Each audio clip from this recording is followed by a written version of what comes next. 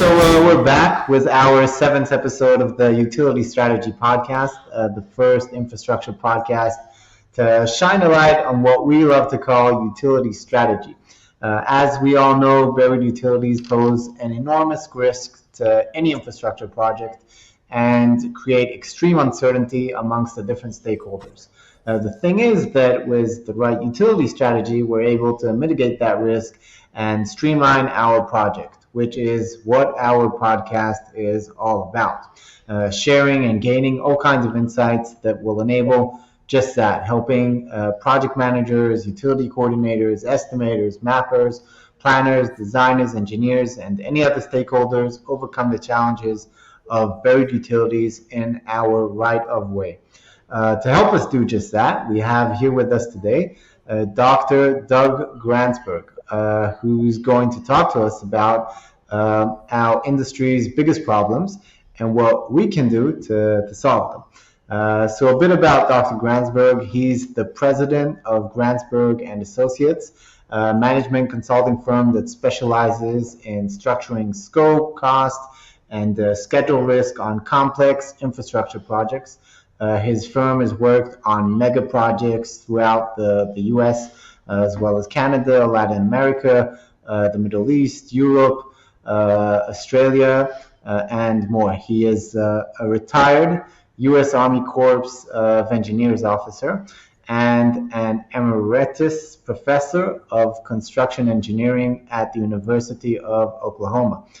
His firm is currently providing risk management and alternative project delivery services to public agencies and private companies in, all across the U.S., but California, Minnesota, Oregon, Texas, Virginia, and others. And this also includes nationwide infrastructure risk management contracts for the U.S. Department of the Interior and Amtrak. And this is how we met Doug. He is the author of the NCHRP report, which is titled Utility Coordination Using Alternative Contracting Methods, which provides guidelines for developing utility strategies for complex infrastructure projects. We read this report and we realized that we've got to get to know him, we've got to talk to him, and that's exactly what we did. We reached out on LinkedIn, and this is how we are where we are today. So Doug, I hope that's okay that I call you Doug. Dr. Gransberg. Let's get started. How are you doing today? I'm doing fine. Thank you very much. I appreciate the opportunity to appear in your podcast. Yeah. So let me throw a phrase out there: utility strategy, which I think through your report has been kind of coined into our company and company culture. Tell us a bit about what that means for you. Well, a utility strategy is taking a look at what you're going to have to deal with in terms of subsurface risk at the earliest point in project development. Often we do the design and then we figure out where the utilities that are going to be conflicts are and then have to deal with them. And so that's not a utility strategy. That's a reactive approach to dealing with utility conflicts. Yeah. So utility strategy is to sit down and look at the project before we've got a final alignment, before we've got a final footprint, consider where the potential conflicts are, and then see if we can avoid conflicts. I think one of the most important parts is to find out where the utilities are not and see if we can build there, because it's really a three-step process when it comes to utilities. The first is utility avoidance.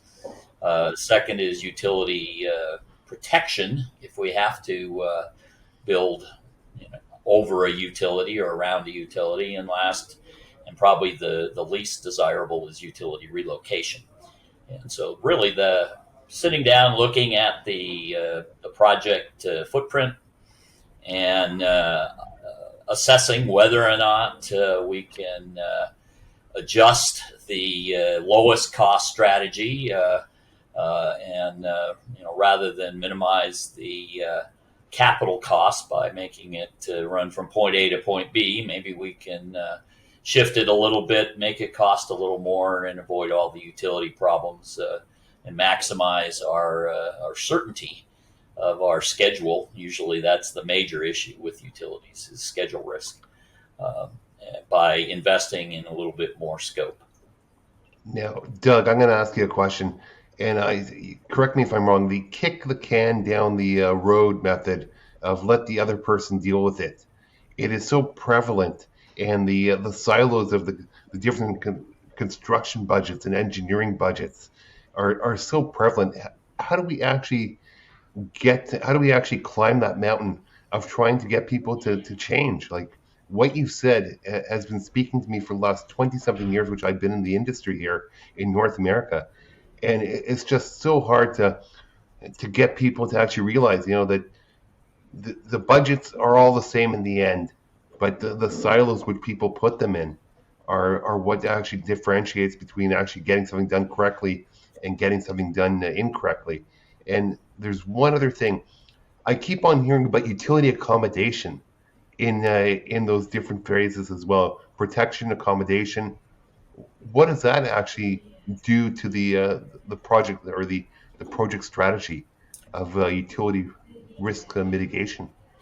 Well, the major issue is the low bid system that we have, where our decision criterion is to minimize the capital cost. And so we're trying to develop the cheapest possible project. And in public works, there's a lot of political pressure to be able to justify value for money and show that you're not spending any more. Nothing wrong with that. That's always going to be there. We can't change that. But at the end of the day, what you're describing, Ophir, is the fact that we're doing things in series, rather than bringing everybody to the table at the very beginning.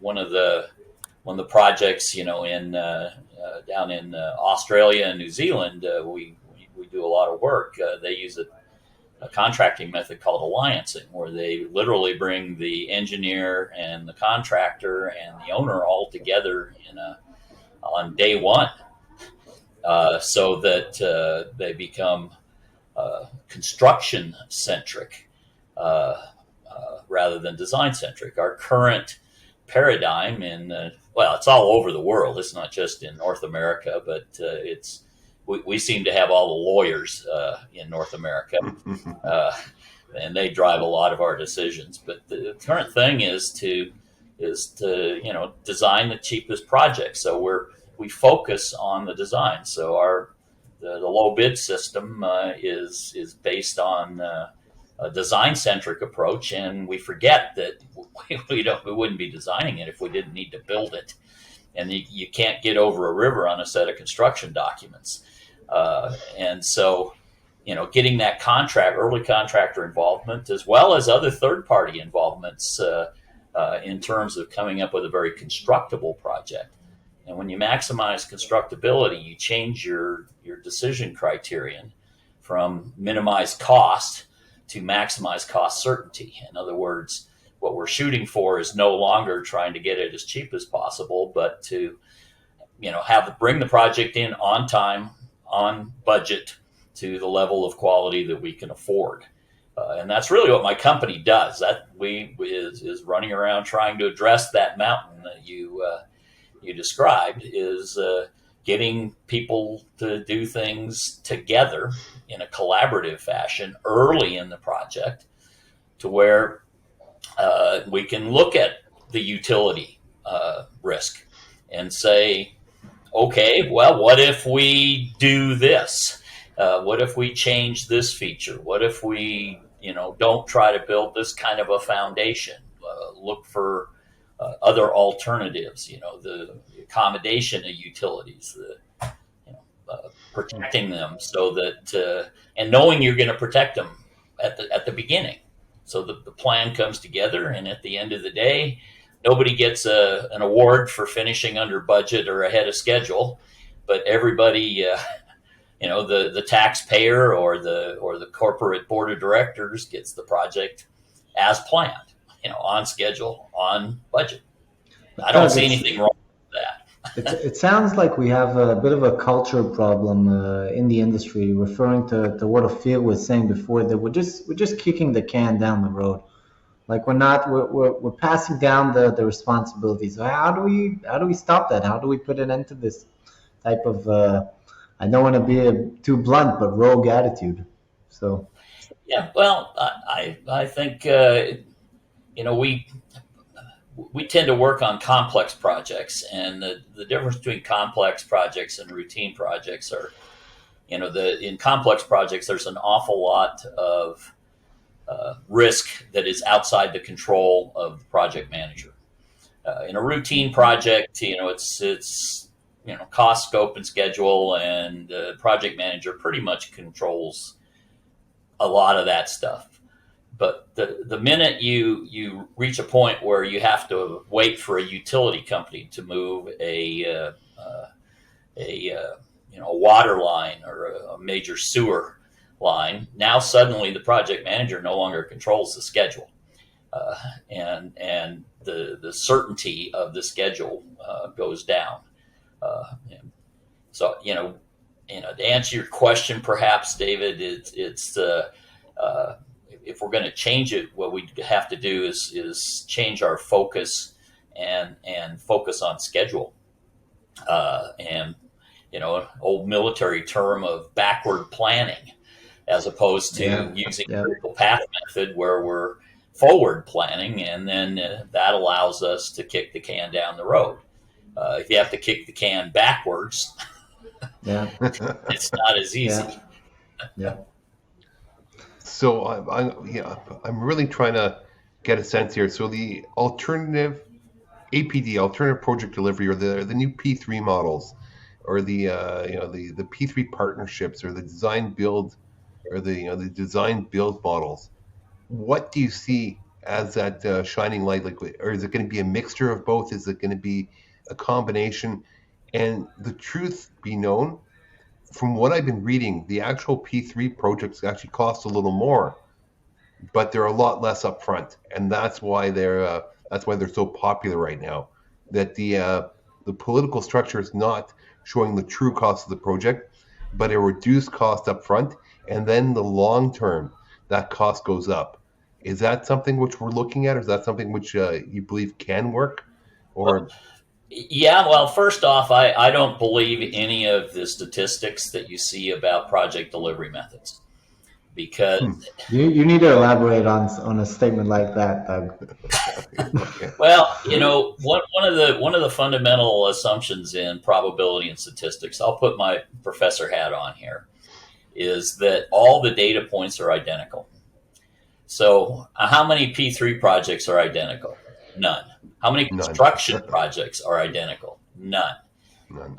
So when we see this research, and by the way, I did a lot of that research, but people don't read the last paragraph, which talks about the limitations, that says here are the assumptions that we had to make to be able to come up with a finding. But to normalize the study, yeah, and what I see is that there's nothing wrong with the traditional design bid build system for routine projects. I mean, we built our nations on using that system. Yeah. I mean, I can drive down the road in front of my house. It was a low bid road. However, we do have complex projects where we need to have a much higher level of collaboration between the various parties. P3 is a way to negotiate the risk. In progressive design build, we have an opportunity to bring the contractor and the designer together in a team and negotiate the scope, as well as the risk that's associated with various alternatives. And the owner can make decisions based on priced alternatives rather than forcing somebody to give them a lump sum price for something that hasn't been designed yet. the alternative delivery furnishes a way to get early contractor involvement and a higher level of collaboration. Uh, and if you start the report that David mentioned, one of the things that we had in there was that we have to get the utility companies, we have to get the utility issues into the early conceptual thing. And if we have a collaborative atmosphere, it's easier to do so. But if we have an adversarial atmosphere, it's easier to say, okay, that's the contractor's problem. Ultimately, it's always the owner's problem because it's the owner's project at the end of the day. So, What have you experienced regarding this in the industry? Like, what have you seen? How have you seen utility owners act? to change it, well, I mean, in the U.S., we do most of our work in the transportation industry, but what we've seen is, back in about 2000, the transportation industry discovered design build. I mean, I had done my first design build project in 1985 when I was still in the Corps of Engineers. And it was like this was a new deal. They didn't recognize that the Brooklyn Bridge in New York City was actually a design build project, and it turned out pretty darn well. Okay. It turned out okay. Yeah, and it was because the Roeblings designed it. The Roeblings were in charge of building it, and they dealt with all the issues up front collaboratively. And that's once we got into doing it in realizing that we don't need to wait, until we've picked what kinds of petunias we're going to plant after we've built the highway to start construction. Suddenly, that allowed things to get moving forward. There's none of these things are a magic bullet. Of course. What it is exactly what I forget which one of you said. I mean, what we have to do is change the culture, and the culture is it's all about getting the project built successfully, and that usually means, from the designer's perspective, we have to invest in pre-construction. Every dollar we spend in pre-construction, I saw a study whose statistics I probably don't trust either, but they say that it saves about $6 in construction. I don't know how much it saves, but I do know that a study of my own, we found that we could increase cost certainty by, significantly by spending more time solving problems in pre-construction, leveraging technology, those types of things. So. Can you elaborate on that cost certainty? Because that's really interesting. Because a lot of times you'll have that bottom line cost or the lump sum which they come in with, but really at the end of the day they're going to be paying a lot more because of all the different changes and all the different change orders and all the different things, that conditions not met or conditions not specified within contract. All right, just really things like that. What items will it really sharpen on the cost? The cost. That final cost by doing these pre-construction, and what tasks are you talking about? Wait, I gotta butt in because I'd like also Doug to refer to someone who commented one of my posts today, and it's a guy who's a senior estimator in Kimmins Contracting, and he says that better SUE would lead to better estimates, but lack of SUE doesn't make estimating any more difficult. What it does make more difficult is ensuring clients or owners understand the potential cost increases for unforeseen conditions. Developing good verbiage, don't really know that word, for the notes, clarifications, exclusions that accompany a proposal is just as important as a pricing exercise itself. A good estimator wants to ensure the client knows what the proposal does and does not include. That's So, exactly what I just was talking about. If we can negotiate the scope and the risk, uh, that I mean, the client knows, but in a lump sum bid or a lump sum proposal, they don't know. The contractor puts its risk somewhere inside that price, and even though they may have estimated, may have a contingency for utility relocations that are not shown on the original drawings, there's nothing in there that gives it visibility. So when you do run into something that's unknown, then they turn to the changes clause and say, okay, we just hit this water line, we got to move it, and so give us more money. So again, yep. it's the idea of a collaboratively uh, arriving at what the final scope of work is. I read a real interesting essay on scope creep, which is another term we bandy about in the industry, and it was titled "In Defense of Scope Creep." So what the author really was saying is that scope creep is just a normal process of the owner finally figuring out exactly what it needs, and that we should include that. We should plan for that, and if we can use alternative delivery methods, we can do that. I mean, it's a problem during design. Design I include, by the way, in pre-construction, and so it's everything that happens up until we put a shovel in the ground. And so to me, it was I had never thought about it that way. And right now, one of the projects that we're doing, we're being with Minnesota Department of Transportation, we're being very clear to draw a bright line between scope creep and scope change. And scope creep is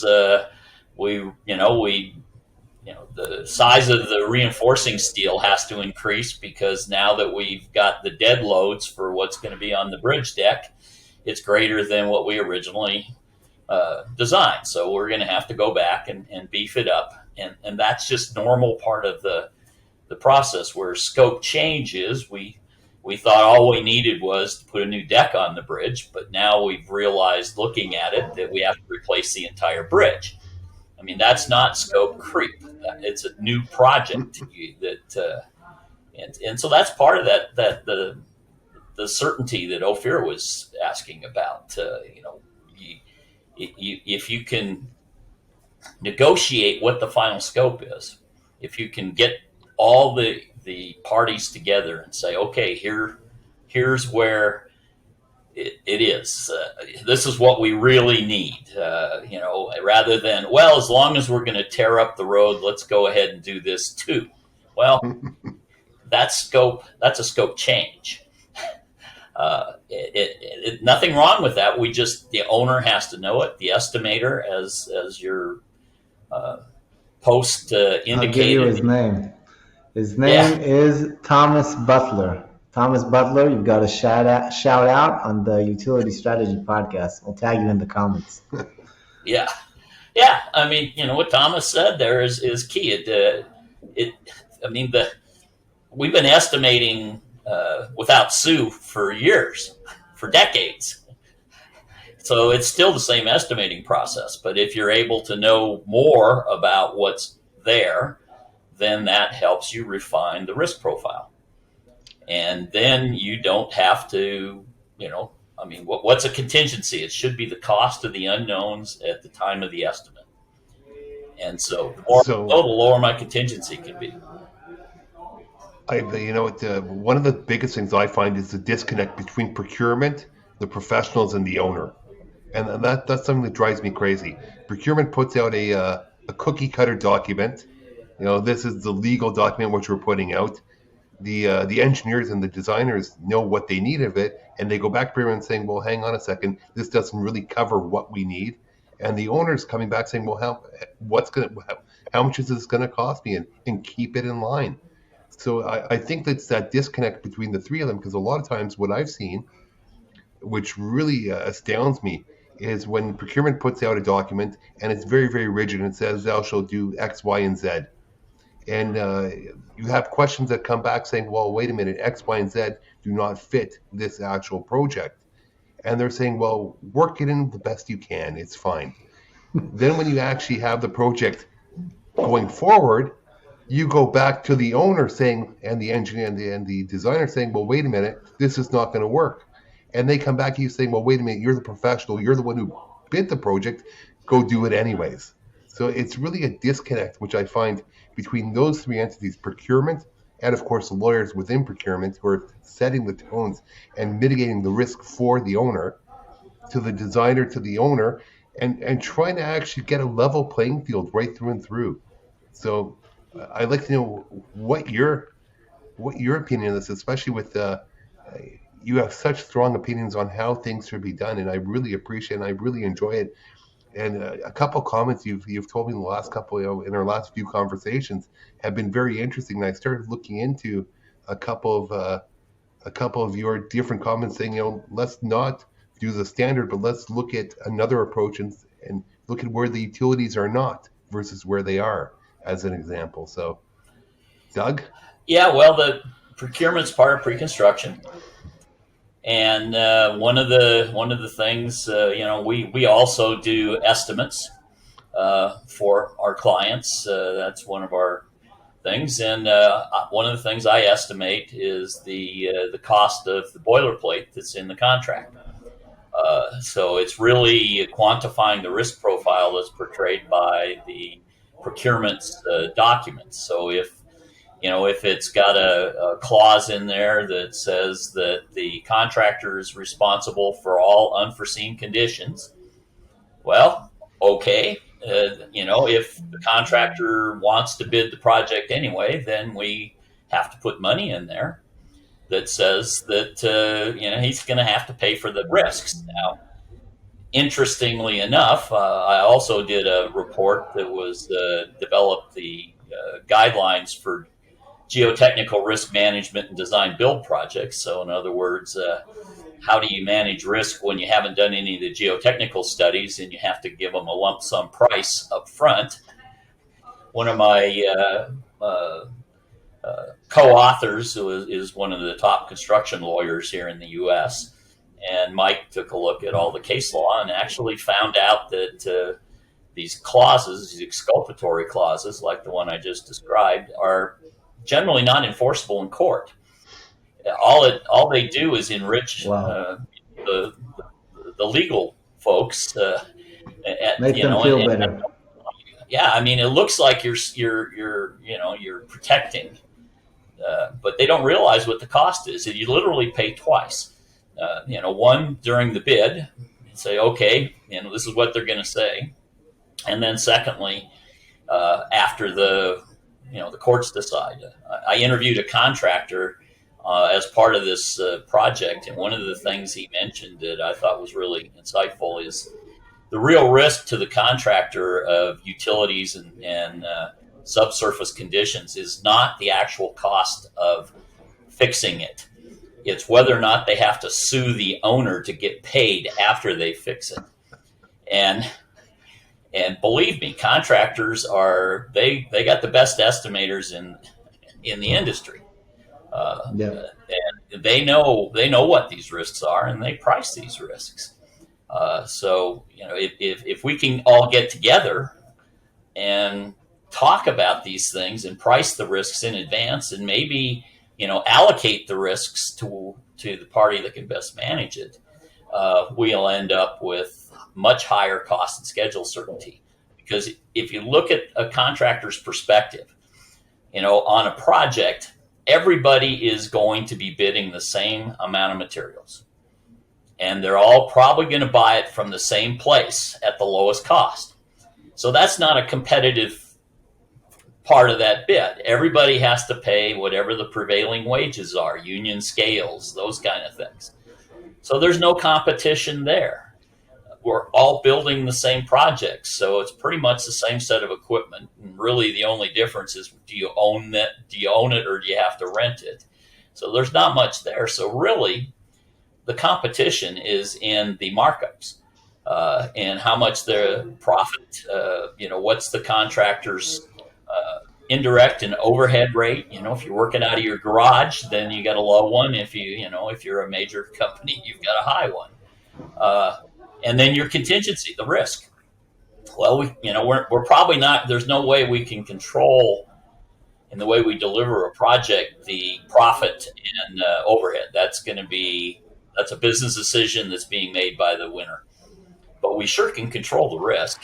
And for instance, I was on a project where when it was we were using construction manager, general contractor, also called CM at risk. Where the contractor came in and said, I want to do utility coordination. I mean, in CM at risk, you bring the contractor in early, usually before 30% design is complete. And the owner was shocked and said, oh, no, you can't do that. We have to, that's a design professional's job. He said, what do you mean? I work with the utility companies every day. I mean, that is the one. I care about schedule now that I've won the project. And that's the one thing that'll drive my schedule up. So why don't you just let me do it and I'll take the risk for it. So if we run into something that I don't find, you guys don't have to pay for that. That's on me. And so, with the kind of technology we have, I mean, subsurface utility engineering is one way to do it. Obviously, 4M has got a solution that can certainly enhance that. And then, and contractors have the old-fashioned way. They've got backhoes that, they can go look at the as-built, go out there and dig a hole and see if it's really true. So, I mean, to me, it's that the holistic approach to dealing with these kinds of risks in a utility strategy. But you don't get the benefit if you don't start early, that's the issue. And how early, Doug? How early? Huh? How early should we start? Should as practical. I mean, there are if in a private industry, there's you don't have the restrictions the public sector has. So not sure they have the awareness though. Well, some do. It depends on the client. I mean, you get in with some of the oil companies, some of the folks that are doing EPC. I mean, they do a lot of that stuff. However, you get into the public sector, you do have some restrictions because you can't make commitments unless you have authorization from whatever a legislature or a city council or whatever it might be. But there's still nothing to stop them if they can justify using alternative delivery from bringing the contractor in earlier, as early as practical is the term I use. I mean, at some point, somebody has to make the decision that, we're going to do CM at risk. We're going to do design build. We're going to, this is going to need to be, and P3 is a different animal. That's usually something that happens all by itself. And that it usually happens not with relationship to cost, but rather relationship to available funding. They need private sector funding to be able to start the project now, rather than waiting for tax monies to be accumulated so that they can build the project in 10 years. Yep. So, yeah. Doug, I'm going to ask you, it's really interesting. Where did you accumulate such knowledge on the alternative delivery process? Like, what brought you to this point today that you are so involved and you're so outspoken in terms of what you do and how you do it? Well, I'm an old man. No, you're not. I'm almost 70, and I started in alternative delivery in 1985. And have been involved with it basically my whole career. But my last assignment before I retired from the Army was I was an area engineer and I had a $200 million contract construction project program. And for those that don't understand the American system with the Corps of Engineers, it's got two sides. It's got the put on your helmet and grab your gun side, and then it's got contract construction. The Corps of Engineers is literally the largest engineering organization in the world. Maybe the Chinese have something bigger nowadays, but and I was selected to be the pilot field office to do 100% best value contracting. So that meant no low bids. And so I got away from the root of all evil there, the low bid system, where, a really good contractor has to submit a price lower than an idiot in order to win. I look at it and I say, why don't we want the best contractor as well as the best designers? And the answer is, of course we do. But, our system won't let us. And I had the opportunity for a 2-year pilot project or program as about $400 million worth of construction to do that, to make the contractors pass performance and qualifications be a factor of whether or not they were selected. At the end of the program, they audited me and found out that the key thing they found out was that I was no longer authorized a full-time attorney on my staff because I didn't have enough claims and change orders to justify that. And to me, that was a really good outcome because ultimately we had to go to court one time. And this is federal, this is the thing where the procurement system is as bound up as it can be. It's almost impossible to change. But if you pick a good engineer and a good contractor, you'll probably have a good project. What we do is we pick the best engineer we can find, and then we go out and find the cheapest contractor and wonder, why can't we stay on budget? Well, the engineer's not the best estimator. So they gave it their best shot, and they think they can build it for the owner's budget. There's nothing, nefarious about the engineer's estimate other than it's not being done by professional estimators who can get fired if it's off. Yeah. So that's where I've gotten. And then once I got into academia, that's where I focused my research because nobody knew how to do that. And, it wouldn't be research if you knew the answer to the question. So that's how I've gotten into it. I started my consulting practice in 1996 because in the U.S. you don't get 12-month academic contracts. You get 9-month academic contracts. So having some kids in school, boys needed to be fed. I did that. And that got me involved in an awful lot of this stuff. And it basically built the business that I'm running full time today. Do you have that one key project you can talk about that really you see that difference which you made on the procurement team or on the actual delivery method? Even with no names. Of course, with no names.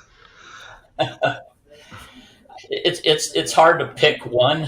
I was involved in writing the RFP for the Panama Canal expansion project, and then later on was involved in sorting through the claims and delay claims that were as a result of subsurface conditions.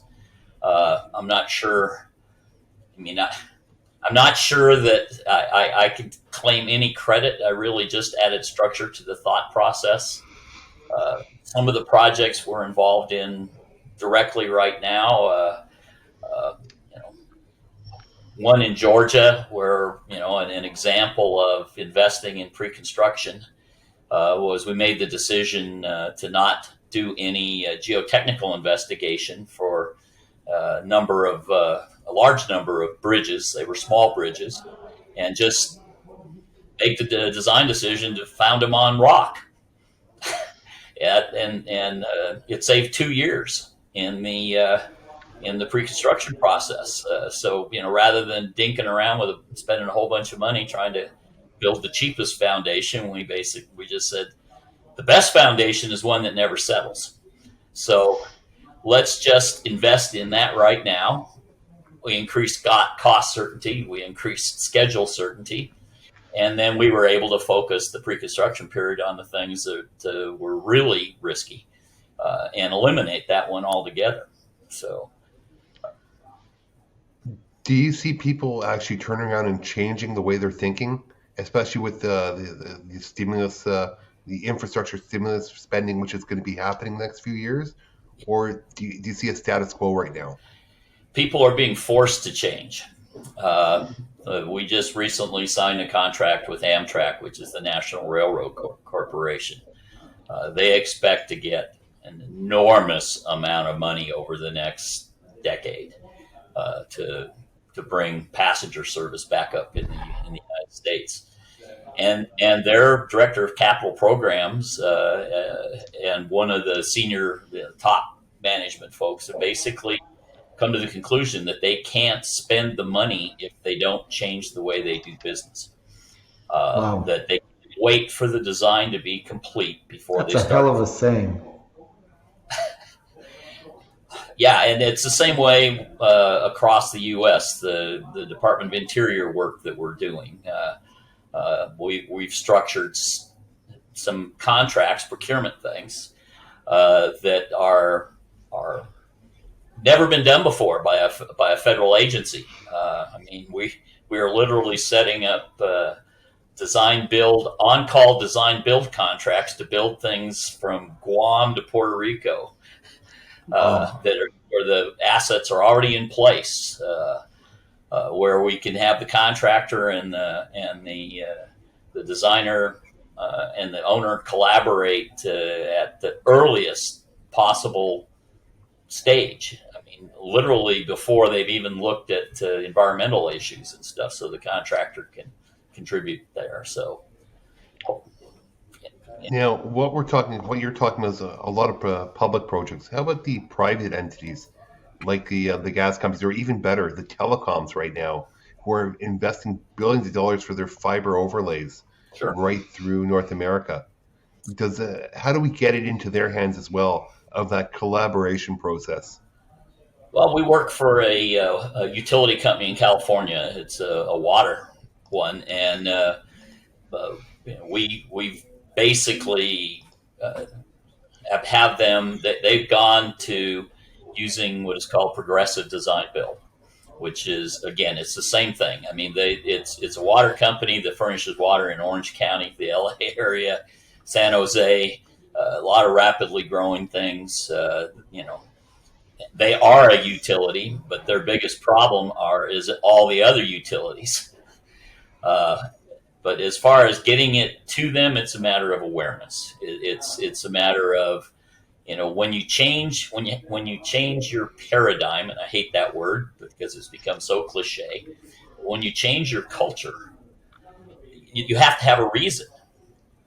Why would I want to do something that might fail?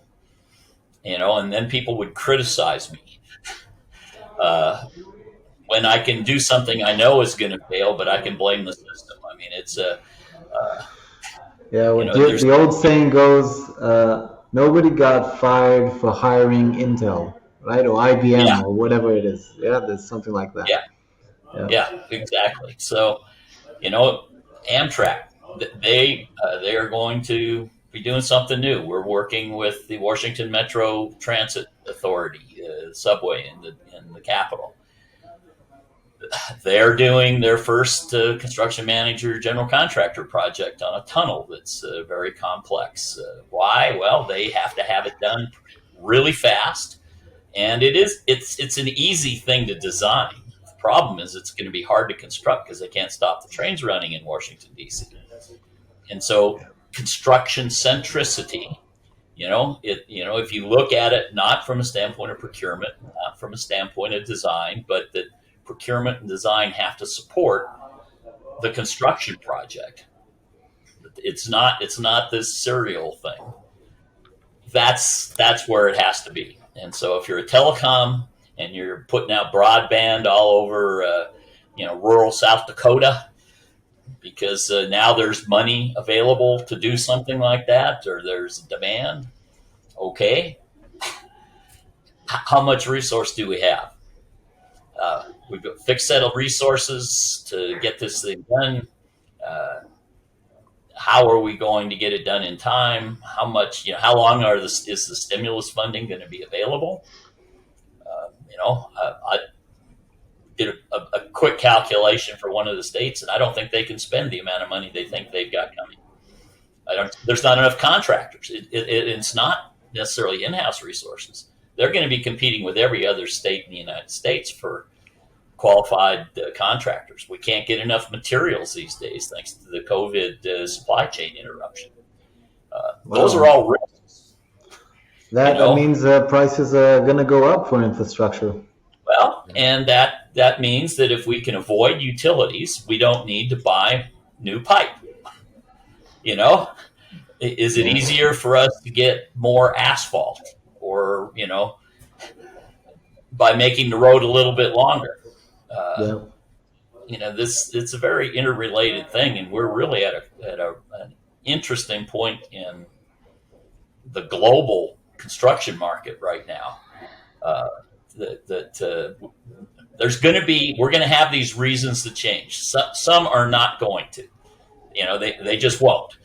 But those that will be able to leverage the potential benefits of technology and the new delivery systems that have been proven. They're not new. I mean, Notre Dame Cathedral was a design build project, and it turned out pretty good. I mean, the word architect means master builder. It does not mean master designer.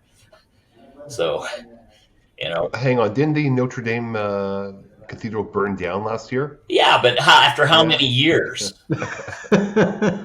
Yeah, we got to give it some credit. We got to give it some credit. Yeah, Brooklyn Bridge. I mean, these things are proven. We've done it before. Yeah. It's just a matter of realizing that it's about construction. It's about getting the construction done, and also post-construction. Life cycle costs. How do we locate things in a way where they're easy to maintain, where they're easy to operate, and it's all about that risk. But if all we focus on is having the cheapest capital cost, then we're going to give up a lot of long-term benefits. Do you think I have a funny story. I have a really funny story about that. So in Ontario, for example, in Ontario, Canada, they actually mandate that all PVC pipes are all non-conductive pipes which go on the ground have to have a tracer wire, just so that you can find them afterwards, so you can actually maintain them.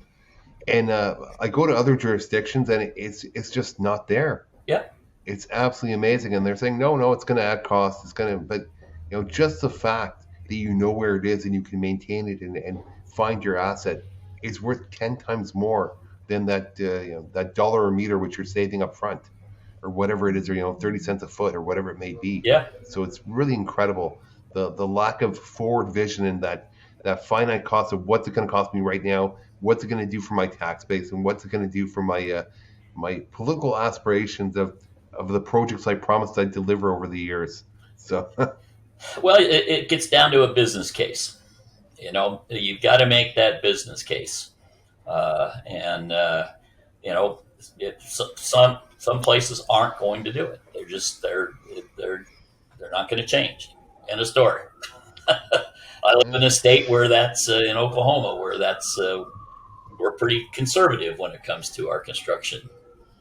I mean, I don't do any work in Oklahoma because they don't need me. Doug, do you think that the two-phase method solution in design and build is a solution? Like, for example, what's going on in TxDOT? Like, do you think it's an answer? It's an answer for certain kinds of projects. I mean, I'm not a believer in that there's a single way to deliver any given project, because they're all different. And what TxDOT is doing is, for those projects that they select design build on, uh, they go through an analysis to determine whether or not that makes sense. Uh, they, you know, other states are have been using design build a lot longer than TxDOT. Uh, they've learned how to leverage the benefits probably uh, better just because they got more experience. I mean, I always look at Utah. For some reason, their political climate is very positive. Yeah, they can do pretty much anything they want. They don't have the adversarial type issues that you get up in the northeastern United States and Canada, where Yeah, you know. yeah.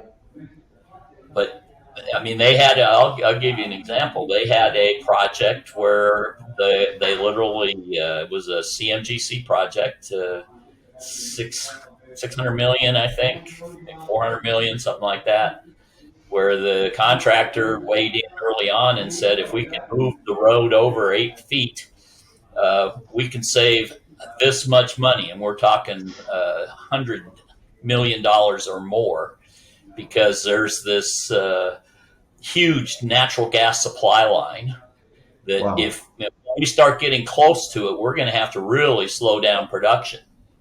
And if we can stay out of that envelope, we will. I mean, and they knew where it was. It wasn't like it was an unknown utility. I mean, and they went ahead, stopped, went back through their environmental authorization process, which is something they're loath to do, and reap the benefits. So it's that early, getting everybody together early on and looking at it like, how are we going to build this project, rather than what's the best design. Doug, towards wrapping up, I have two last questions. First, in a sentence, 2 sentences, what do you think that engineers should be doing that they aren't doing at the moment? They need to embrace the idea of a utility strategy. And that strategy probably needs to be a little broader and includes also subsurface conditions, so that we're getting the information early in the design process so that design decisions can be made on a best for project basis. And then secondly, they need to be able to become construction-centric. They need to be focused not on just the design itself, but also on how easy is it to build. And there's a number of ways that can be done in all of the project delivery methods. But the best way is just to go ahead and hire the contractor that's going to build it and let them tell you what they're going to do, how they're going to do it. So, Yeah. So last question, and some would say most important. Who do you think we should have next on the podcast? We're looking for experts at least as good as you. have you had a utility contractor on your podcast? No? There we go. That's what I would do. I mean, we tend to focus on the front end of these things, and folks on the back end often have wisdom that can be greatly leveraged by those of us that don't have to stick pipe in the ground for a living. So, Any names you had in mind, Doug? well, there's a guy named Gary Chambers that I work with a lot. He's one of the authors of the report, the NCHRP report. Yep. Gary is utility construction for airports primarily, but Gary's he's a Texas boy, and We love Texan boys. he'll tell you like it is. So Doug, we're going to need an introduction and an invite from you to Gary to join us on one of our podcast episodes.